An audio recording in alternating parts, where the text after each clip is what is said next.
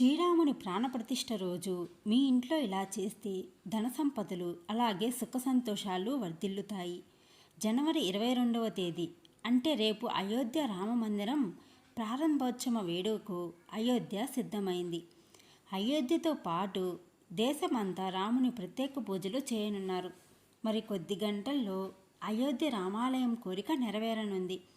మీరు కూడా మీ ఇంట్లో కొన్ని మంచి పనులు చేస్తే మీ ఇంట సుఖ సంతోషాలు వర్ధిల్లుతాయని అంటున్నారు జ్యోతిష్య పండితులు. శ్రీరాముడు అయోధ్యకు తిరిగి రానున్నాడని అయోధ్యలో మిన్నంటుతున్నాయి. మరికొద్ది గంటల్లో ప్రారంభం కానున్న రామమందిరం కోసం మొత్తం హిందువులంతా ఆసక్తిగా ఎదురుచూస్తూ ఉన్నారు. ఇక అయోధ్య రామమందిరం ప్రాణప్రతిష్ఠ సందర్భంగా 7 శుభకార్యాలు చేయమని సూచిస్తూ ఉన్నారు పండితులు. ఇలా చేయడం వలన ఇంట్లో పాజిటివ్ ఎనర్జీ ఉంటుందంటున్నారు. ఇక ప్రతి హిందువు తమ ఇళ్లల్లో రాముని విగ్రహం అమర్చుకొని పూజలు చేయాలని అంటున్నారు. ముఖ్యంగా శ్రీరాముని ఆగమనానికి గుర్తుగా ఇంటి నలువైపులా దీపం వెలిగించాలి. రాత్రి 12 గంటల వరకు ఈ దీపాలు వెలుగుతూ ఉండాలి. ఇంట్లో ప్రధాన గుమ్మానికి ఇరువైపులా దీపం పెట్టాలి. ఇలా చేయడం వలన ఆ ఇంట్లో సుఖ సంతోషాలు లభిస్తాయట. ఇక జనవరి 22వ తేదీ అంటే రేపు ఉదయం త్వరగా లేచి స్నానం చేశాక ఇంటి పరిసరాలు శుభ్రం చేసుకోవాలి.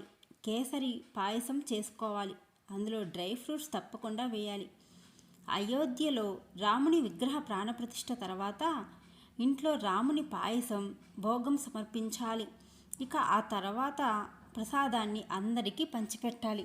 ఇక రాముని అయోధ్య రాక సందర్భంగా ప్రతి ఇంట్లో వేడుకలు జరుపుకోవాలి. ఇలా చేయడం వలన ఆ ఇంట్లో నెగిటివ్ ఎనర్జీ ఉంటే దూరం అవుతుందట. ఇక ఇంటి వాతావరణం పవిత్రంగా మారుతుంది. ఇంట్లో శంఖం పూరించాలి.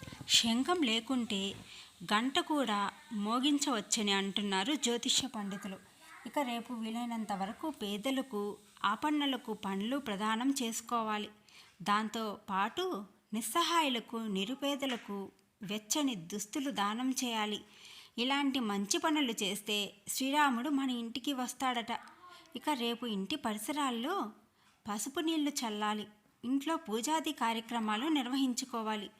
పూజ తరువాతే ఇంటి బయట పసుపు నీళ్లు చల్లాల్సి ఉంటుంది. ఇక ఆ రోజు శ్రీరాముని రక్షణ స్తోత్రం కూడా పఠించాలి. ఇలా చేయడం వలన ఇంటికి ఉండే వాస్తు దోషం తొలగిపోతుందంటారు. ప్రాణప్రతిష్ఠ సమయంలో ఇంట్లో కర్పూరం ధూపం పెట్టాలి. ఇలా చేయడం వలన ఇల్లంతా పవిత్రంగా ఉంటుందంటారు. ఇక దెయ్యాల వంటి శక్తులుంటే నాశనం అవుతాయంటారు. ఇక ఉదయం సాయంత్రం తప్పకుండా చేయాలి. ఇక మరీ ముఖ్యంగా రేపు ఇంట్లో రామాయణం పఠించాలి. హనుమాన్ చాలీసా సైతం పఠించాలి. ఇదేనండి ఇవాల్టి వీడియో మీకు నచ్చినట్లయితే లైక్ చేయండి. అలాగే కొత్తగా ఛానల్ని చూస్తున్నట్లయితే ప్లీజ్ ఛానల్ని సబ్స్క్రైబ్ చేసుకొని సపోర్ట్ చేయండి. Thank you for watching.